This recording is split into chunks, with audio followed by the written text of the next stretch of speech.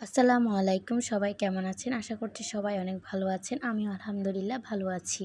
ভিডিওর থিম দেখে বুঝতে পারছেন এটা একটা স্পেশাল ডের ভিডিও।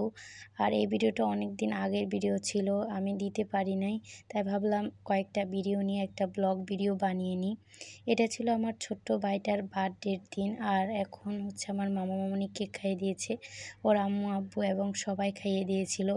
ওই সবগুলো ভিডিও আমি করতে পারি নাই, যতটুকু পেরেছি আপনাদের সাথে শেয়ার করেছি।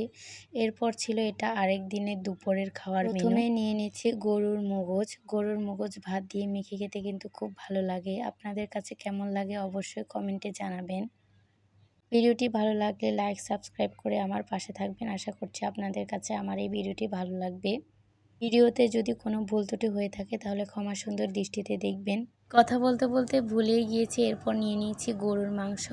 গরুর মাংসটা অনেক বেশি নরম তুলতুলে ছিল, খেতে কিন্তু অনেক ভালো লেগেছে। আর আম্মুর হাতের রান্না সব সময় বেস্ট।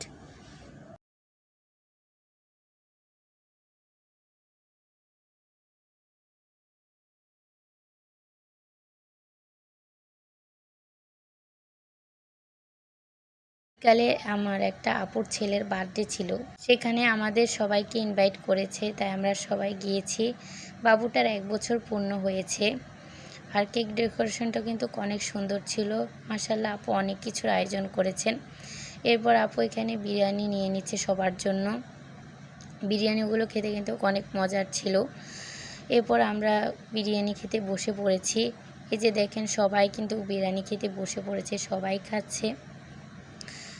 আর আজকের মতো ভিডিওটি এখানেই শেষ করছি। সবাই ভালো থাকবেন। আসসালামু আলাইকুম। আর আমার জন্য দোয়া করবেন যেন